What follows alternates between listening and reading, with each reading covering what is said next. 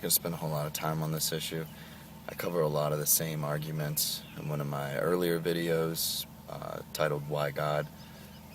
But I'm going to restate for the record because I keep getting messages and people keep, they keep coming at me with these defenses about how I'm categorizing or attacking their individual beliefs. Let me just state for the record, once again, that I feel that religions are destructive institutions to human beings as individuals and society as a whole. This is not just one religion. I'm not attacking just Christianity, although I do mention Christianity quite a bit. And then when you say Christianity, you have to, I guess, be specific on all the subsects of Christianity. I'm putting them all. I'm encapsulating them all. Christianity, Catholicism, Buddhism, Judaism, you fucking name it, I'm putting them all in there because they're all dogmatic institutions that stifle human growth and development and, quite honestly, I think protect and encourage criminal activity.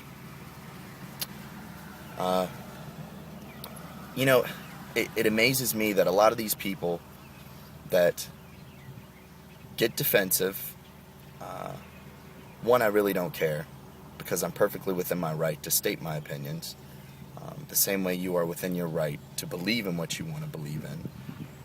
I am perfectly within my right to disbelieve and state that disbelief and why I disbelieve it. So if you're offended, get over it. But what really kills me is that, people often use the word faith. They throw the word faith. Religious people have been using the faith card for so many centuries.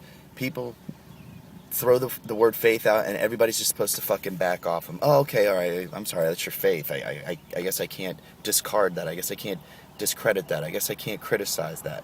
Meanwhile, those who throw the faith card they could sit there and they can batter and bash anyone at will for their own personal beliefs or disbeliefs. They can join all those others who throw around the faith card and completely admonish and damn everybody to hell or whatever afterlife suffering that their particular faith believes in. I think that's fucking bullshit, alright? I'm not going to back off just because you throw the fucking faith card. What does that mean to me? Define your faith. What does faith mean? Faith, does that mean to embrace and believe a fairy tale? That's what faith means to me. You have faith in fucking flying burritos. You have faith in dragons, purple dragons and clouds. None of that means anything to me. It doesn't mean that I am not entitled to criticize that faith. It does not mean that I am not entitled to protect my own belief and defend your criticisms. Because I guarantee you 9 out of 10, there might be one in a few spiritual people out there who, might get protective about their particular faith that aren't guilty of gathering with their other herd-like people of a similar faith and getting together and bashing everybody who is opposed to their faith. There might be, I'm going to say 1 out of 10 that aren't guilty of that. And if you've been caught in the crossfire, hey, que sera, sera, whatever will be, will be. So, no, I'm not going to back off. There's, in America, I believe the current statistic is there are 90% religious people. There are 10% atheist or I'm going to say atheist or agnostic people. Outspoken, that is. I think that 10%, I think it's everybody who is within that 10%. I think it is their responsibility to speak out. I think it is their responsibility to to not be fearful, to to not feel pressured to maintain silence. You know, it's ridiculous that that 10% should fear a backlash at challenging the norm, at going against the mold. You know, plain and simple. You can keep saying why you believe in what you believe in, and I am going to keep saying why I think it is dumb, hypocritical, and just counterproductive. Counterproductive to the seeking of the truth, and counterproductive to society's fixing its problems. You know, attending a service once, twice, 3 times a week, clasping your hands and talking to yourself and thinking that something is communing with you in return isn't going to fix the world's problems. Isn't going to fix your broken neighborhoods. It's counterproductive. Anyway, that's it. That's my piece.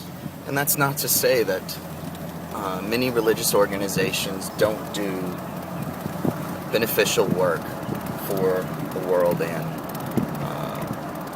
the societies that they exist within. There's tons of missionary work and outreach programs that are very applaudable. But at the cost of what? At the cost of maintaining said destructive institution? No. Why can't people do these activities? Well, they do, and to a very effective rate. Why can't people just do these good deeds without flying under the banner of religion? You know, plain and simple. Particularly in many areas of America, and I'm going to go ahead and say Bible Belt areas of America, we've got way too much bullying taking place.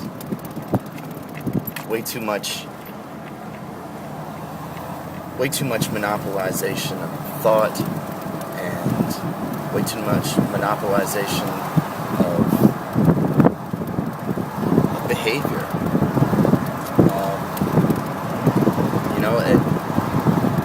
I think that in Bible Belt areas specifically, you know, these destructive organizations set the trend for just like a robot-like character. And you have too many people that are walking around being like everybody else.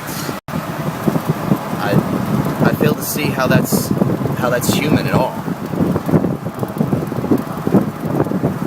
You know, call it what you want to. I'm calling it punching holes in the Bible Belt, man. That's exactly what I'm gonna do.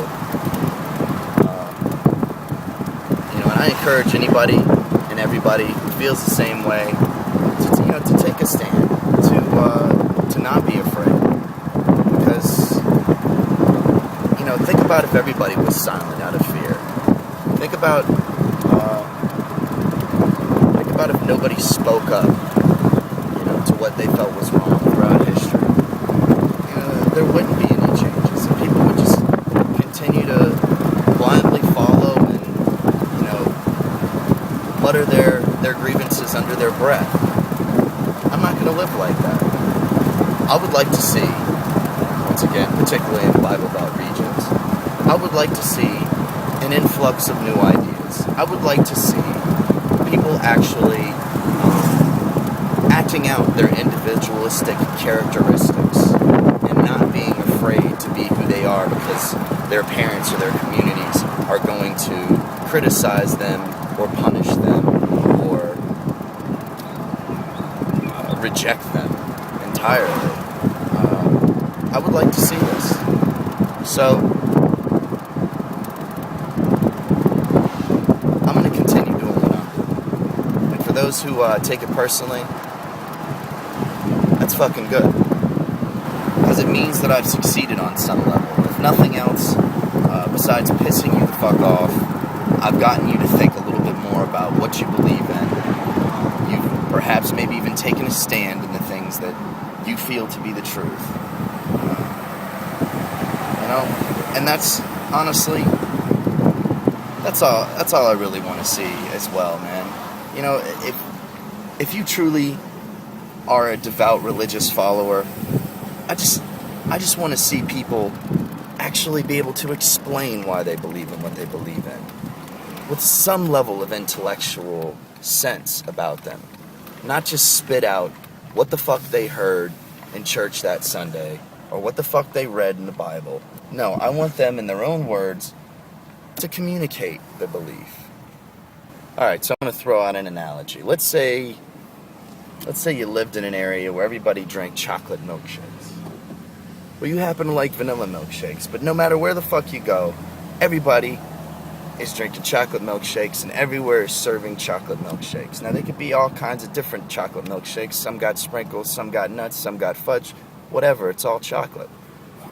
Does that mean that you're just going to start drinking chocolate milkshakes? No, you like vanilla milkshakes. As a matter of fact, you're probably going to talk about how much you like vanilla milkshakes so much that you can encourage people to start making vanilla milkshakes. That you can actually persuade others to drink vanilla milkshakes. That's the human impulse. The human impulse is to promote their ideas. The same way religious institutions and religious people go out of their way to find more supporters and adherents to their faith, the same way people who... Why is this guy stopping? What the fuck are you stopping for? Thank you for giving me a yellow light. Alright, where was I at? The same way people of disbelief have that impulse to persuade others into their ideas. Now, you can become offended by this idea. That's okay. The reality is that it's going to continue to happen. I'm going to discuss my own opinions. You're going to discuss your own opinions. All the world around us. I mean, fuck. Go on the internet. You think what I'm saying is offensive? Holy crap. You have got to see. You don't even need to Google atheist rants. Look at all the satanic shit out there. You think I'm opposed to you guys. Holy fuck. I bet you their milkshake's a little spicy, huh? Okay, all kidding aside. The same way that I feel that Hamas, the KKK, radical neo-Nazi, skinhead organizations, neighborhood gangs, I mean, you name it, I could go on all day. The same way I think that they're all destructive organizations or groups, I feel the same way about religion. I'm not going to keep quiet about them any more than the other. So, really, what separates a religion from a cult or a gang with a set of theistic ideas? Population size. That's the only thing that separates them. You got 1 million people that believe in a particular idea, it's a fucking religion. You've got 10 who believe in the same thing, it's a cult. So don't sit there and try to rally your numbers or pull the faith card and make me feel, or anybody else who speaks out, make me feel like I'm the bad guy, or pressure other people into not speaking out. Thank you. That is all. Political forces ran, political winds of discontent, and the modern age emerged triumphantly. But now it seems he's gone, and it's time to de-evolve and relive the dark chapters of history.